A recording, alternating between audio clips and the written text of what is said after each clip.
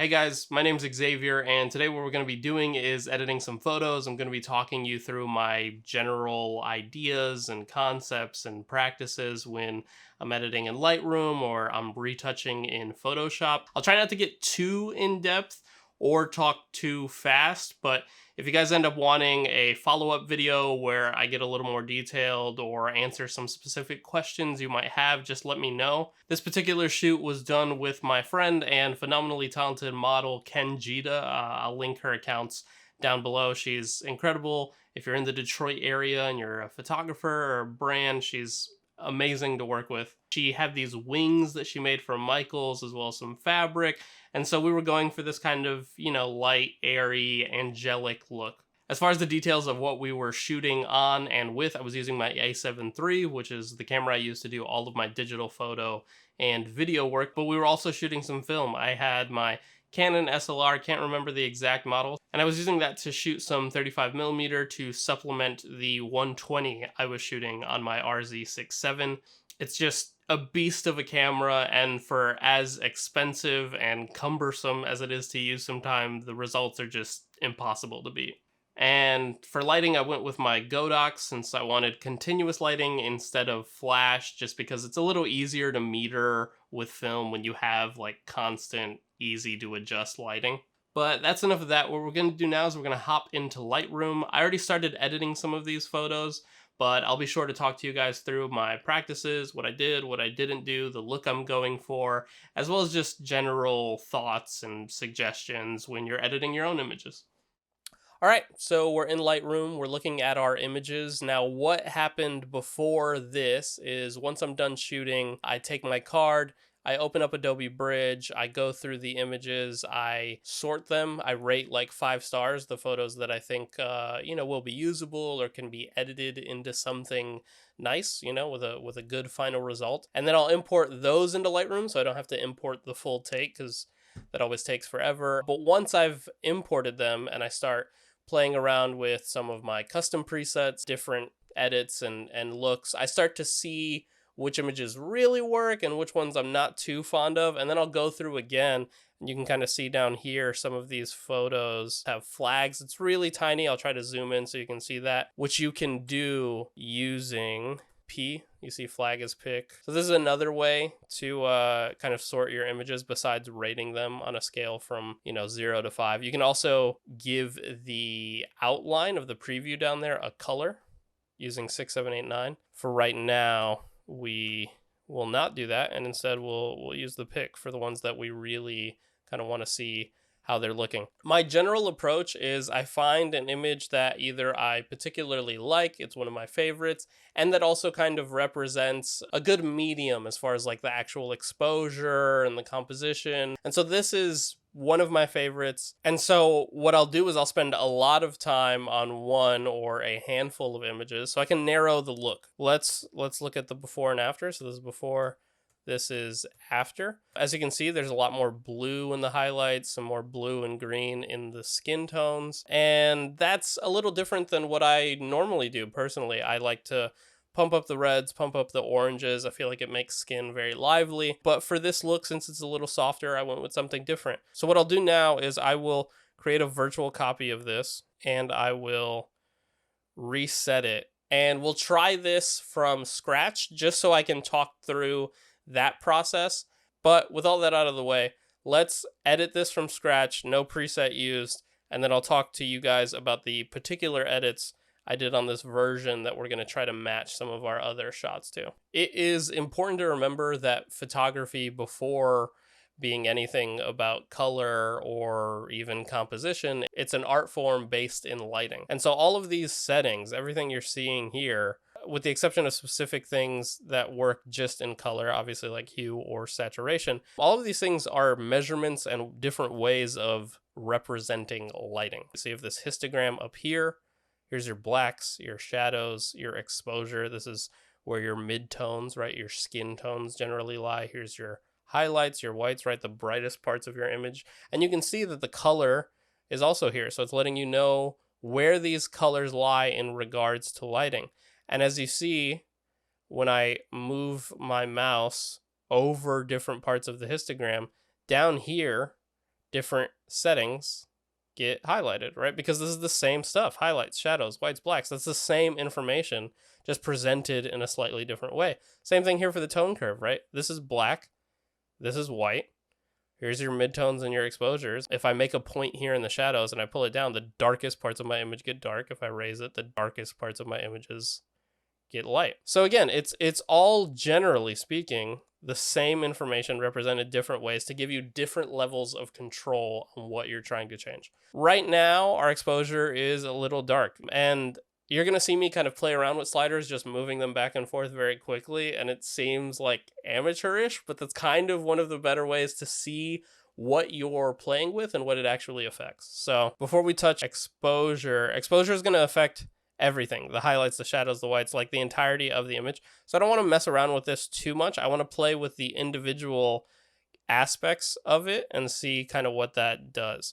So because we're a little darker and I really want to accentuate the whites, the bright parts of this image, I'm going to boost my highlights a little bit. I'm also going to raise my shadows, right? Because we don't need this like kind of really dark, moody thing. We kind of want something a little softer, a little lighter, a little flatter. Same thing for the whites. I might actually lower the whites, and I might lower my blacks just to accentuate those dark images. We don't want to lose them, so I'll bring my shadows back up a tiny bit as well. As for contrast is going to accentuate the difference between the darkest and the lightest parts of your image. Generally speaking, you don't want to push things to too far of an extreme either way, but this is how you learn what works. When I first started editing, I'd be like cranking the contrast, just deep frying my photos. Through purchasing presets from creators with very different styles than mine, I've seen a lot of different ways of how lowering the contrast can do you a lot of favors. And I think we might actually play around with that right now. We won't do anything too extreme, but we'll leave it around there. As for white balance, your white balance affects the shift of all of your colors.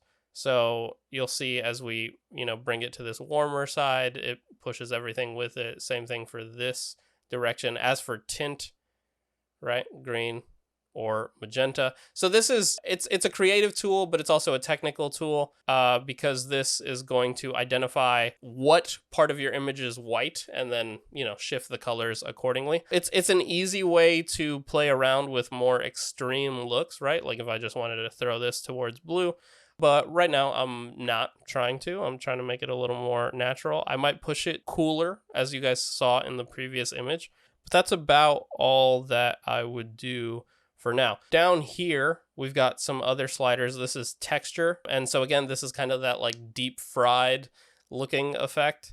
You see, if we drop it all the way, everything becomes super smooth. It's very kind of like Facetune-esque. And again, there are ways that this can be made to work, but it's not particularly my style, nor is this, right? This does no one any favors. It's just going to sharpen all of these edges. It's not, you don't do it. I'm going to drop the texture.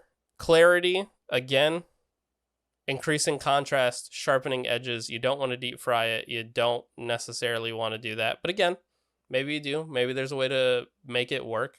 It's all about experimentation. I'm going to raise the clarity a tiny bit since we decreased the texture, again, just to maintain some of that detail that I want. And then dehaze.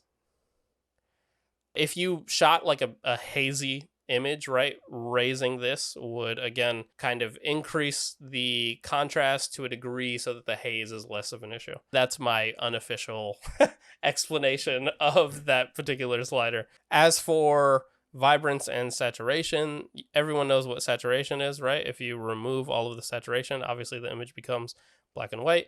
If you bump it all the way up, it becomes a Brockhampton video. Vibrance, though, is a little different. It's kind of shifting. I mean, you can see what it's doing up here in the histogram. It's kind of expanding where our colors lie, right? It's not necessarily extremely boosting up the value of this color. As a result, I'll usually kind of drop my saturation a little bit, but raise the vibrance. Because you see, you can kind of push the vibrance all the way, and you're starting to get some weird color stuff here in these parts of the image, but that is more pleasing to the eye than this is.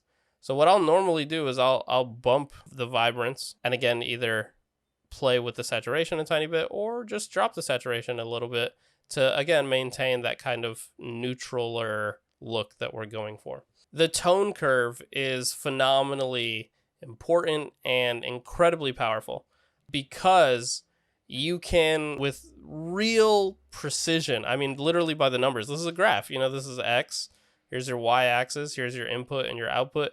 You can really get precise and directly affect the parts of the image that you want to affect. Now, a few ways, to play around with this. First, you click on the line to create a point, and then you can pull it down, raise it up, which is increasing exposure, decreasing exposure. Another way that you can do this is if you click this little thing up here, and it works for the color sliders as well. I'll show you that when we get there. And you can hover over different parts of your image, and you see how that dot on the line is moving? It's telling you, hey, the part that you're hovering over, this is where that lies on this graph.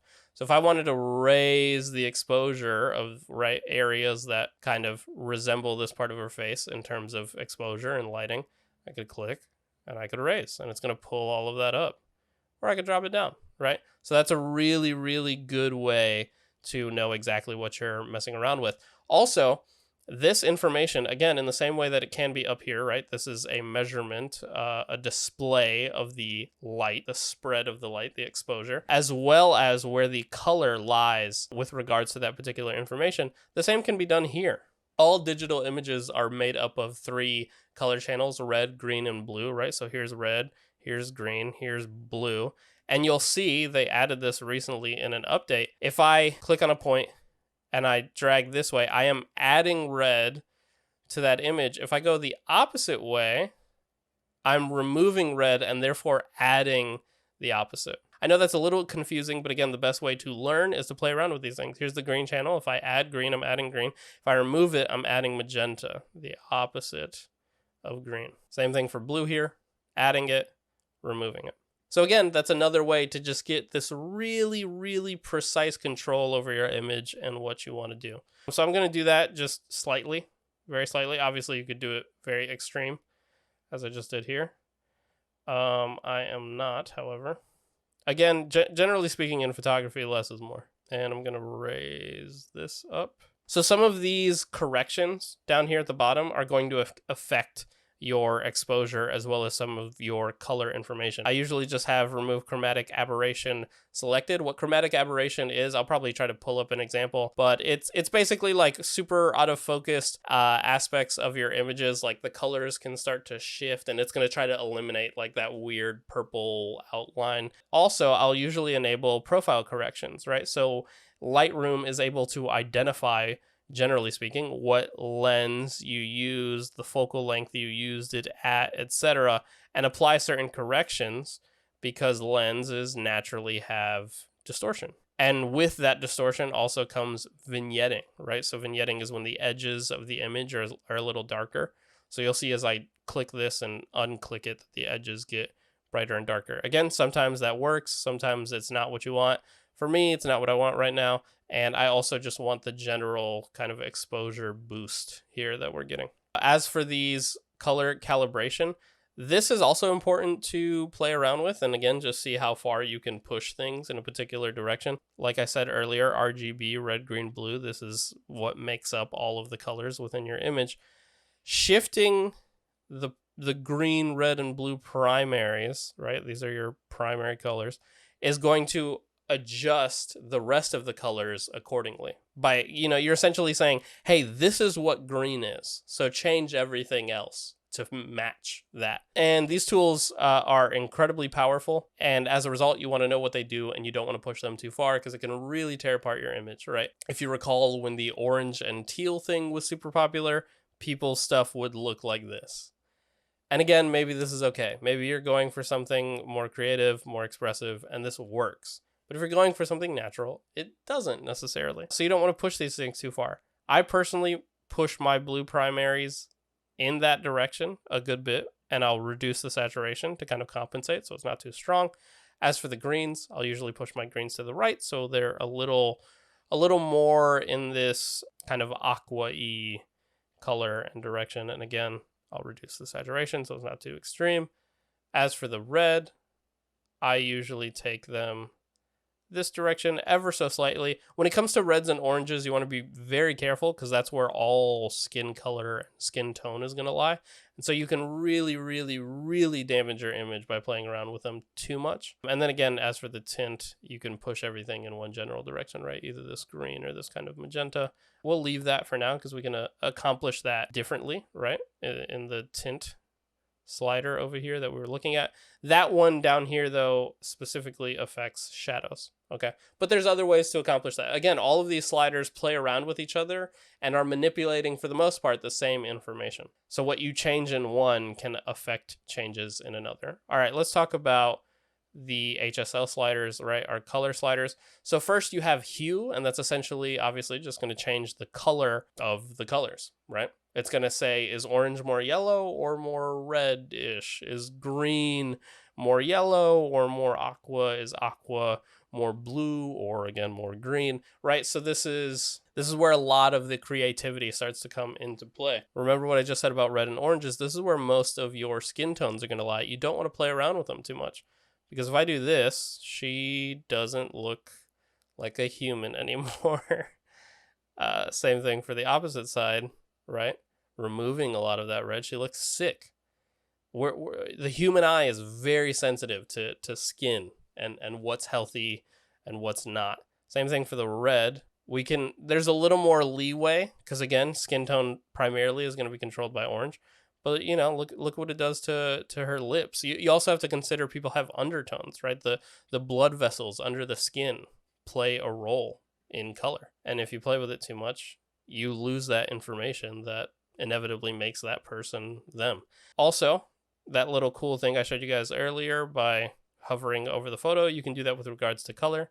If we tap here, you'll see if I hover over something, right? All of her skin is going to be orange. And this goes for anybody, regardless of complexion. Identify what you want to manipulate and then manipulate it. I'm going to push my oranges a tiny bit that way and my reds a tiny bit the other way. It's a very minute difference, but again, in photography, generally speaking, less is more. And so let's see what these things control. Obviously, depending on the scene, right, that you're photographing or the subject, particular color sliders aren't going to do much because that color isn't necessarily present. If we were outside, there would obviously be a lot more green. Now, the things, again, that are always going to be prevalent, or at the very least fairly strong, are those primaries, right? That red, that green, and that blue. Look what happens with the blue. A lot of time, blue is going to fall into the cooler, darker parts of your image. So, you know, often, regardless of what or where you're shooting, there's going to be blue. And I don't really want this. I don't really want this green, nor do I want, you know, this is becoming kind of magenta-y blue, but I do want them generally to be in this direction. I want them to be a little more blue. As for the aqua, you see it's affecting our highlights. And again, I want them to be a little closer to this blue side. Purple and magenta, especially if you're photographing people with darker skin, again, in those undertones, a lot of times you're going to start to see them come into play. If you have a more difficult low light setting, these colors will really start to rear their head. Thankfully, we don't have to deal with them too much, but I will push the purples in the magenta direction a tiny bit. Again, not too much yellow here in the image, but I'll push the yellow closer to that orange. Now, saturation, again, refers to the saturation of the individual colors. So if we wanted to, for whatever reason, eliminate the red, we could do that. Look at here. This is such a perfect example that orange is your skin, and you do not want to play with orange too much. This doesn't look great. I like to bump the saturation on the oranges a bit. Sometimes I'll really push it, but it all depends on the scene and the look that you're going for. And again, no matter what, you kind of want to be careful more than anything. I will raise the reds a tiny bit as well. Again, you don't want to go too far because you'll start getting, right, weird situations with regards to lips and eyes, and, you know, it just becomes too much. Here again, another prime example. You can see where all of this blue information is held at. I'm going to raise the blues a bit because that's the direction that we want things to go in. Now, with regards to luminance, luminance is light. It's referring to brightness. So you can see we can make something dark or we can make it bright. Again, you don't want to play with anything too much, and you can see how this kind of affects our image depending on which way we take it. So I'm personally going to try to accentuate what is currently present in our image. Now, this used to be the split toning section on Lightroom. It is now called color grading, okay? And these wheels are a little more akin to what you would normally find in a video editor when you're color correcting or color grading video footage. And so again, the same information just presented differently. Here we have our midtone wheel, our shadow wheel, and our highlights wheel. These little lines down here refer to exposure, right? So again, we can affect the exposure of this particular part of the image. Now, with regards to the color, what this is essentially saying, I want this color to appear at this intensity in this part of the image, okay? So let's start with the shadows. It's a little easier to make sense of. If I push it all the way, right? This is the most saturated, kind of greenish yellow. It's going to bathe all of my shadows in that color. Again, same thing here for the highlights. It's going to bathe the brightest parts of my image in that color.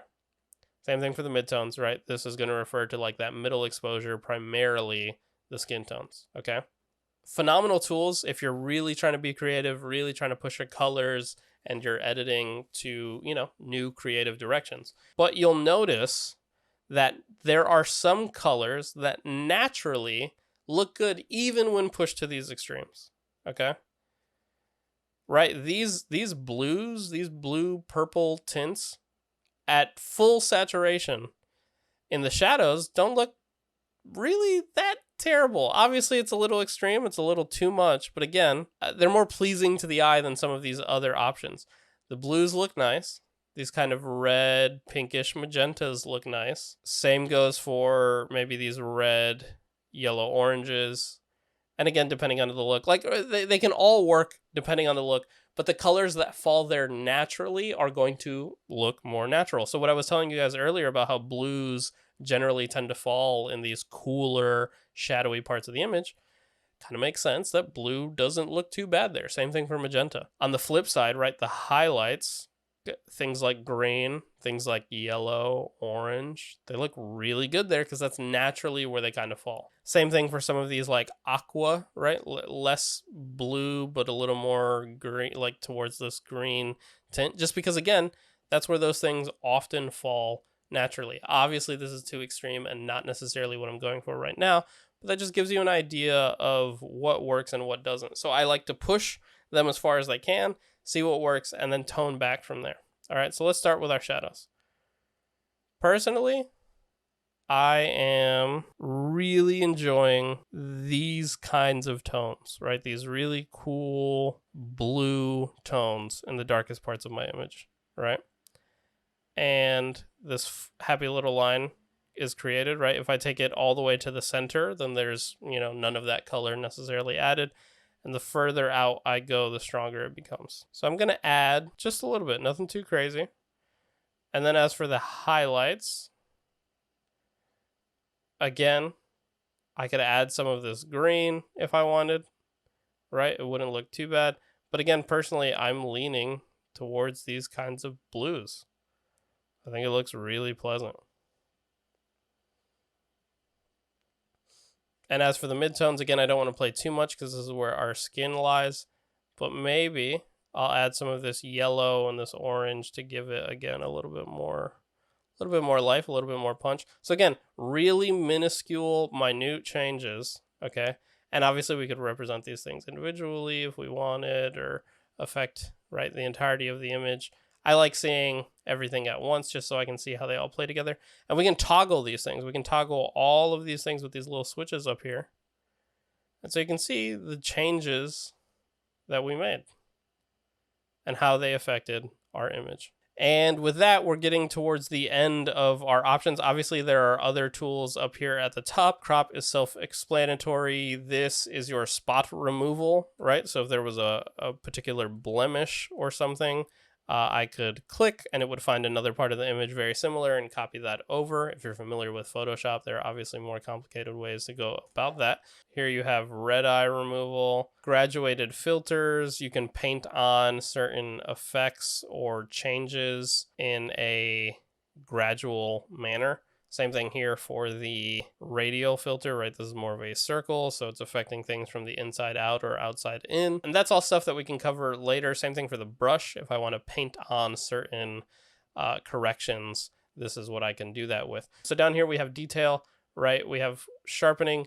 You don't, again, want to overdo it. You start kind of creating digital noise as well, just because we're sharpening too much. If you're shooting super low light and you're getting a lot of noise reduction becomes super valuable. I mean, even in situations like this where maybe the lighting isn't perfect or ideal, it takes a minute for these to register. But you see how it kind of smoothens out.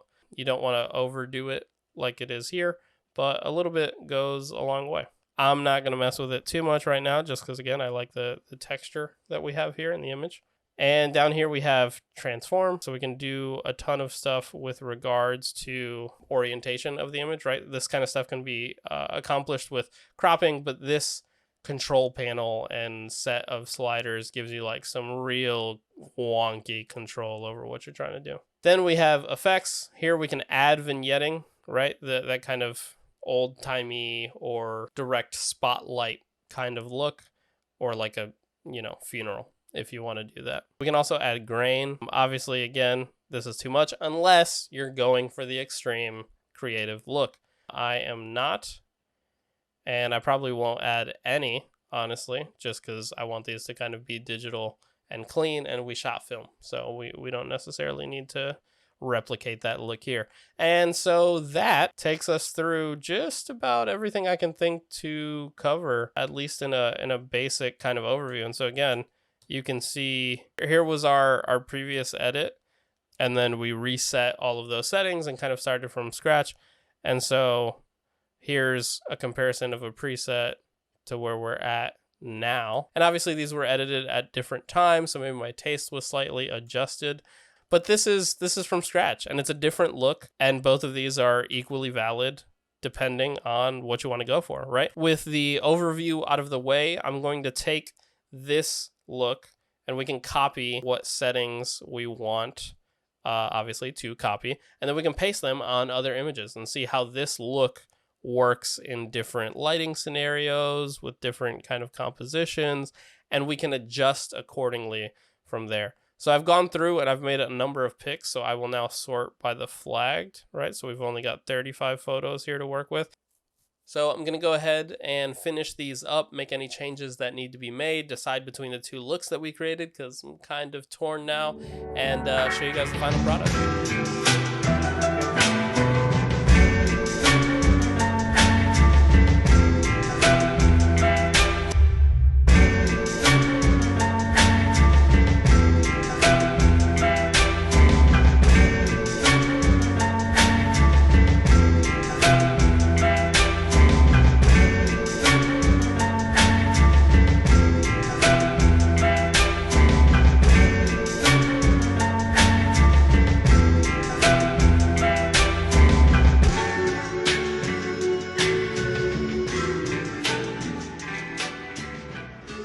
That's the video. I hope you guys enjoyed it. I hope you guys learned something. Again, if you have any specific questions or comments or things you'd like to see me cover in a future video, just let me know. I also stream on Twitch, so sometimes you can catch me playing games, talking with friends, or doing this live, editing photos, editing videos, and it's a really good way for me to connect with friends and anybody else that has any interest in learning about photo or video or anything else I'm talking about or covering. So if you're into that at all, check out the channel. give it a follow. And while you're at it, subscribe to this channel if you want. We're gonna be uploading a lot more of this kind of content, BTS footage, mini docs, really all kinds of content. I think the podcast just launched by the time that you're watching this. There's a lot of cool stuff that's coming down the way, so if you want to keep up with any of the cool stuff that I'm doing, this is the perfect place to keep an eye on all of it. So thank you guys, and I hope you enjoyed the video. I'll see you in the next one.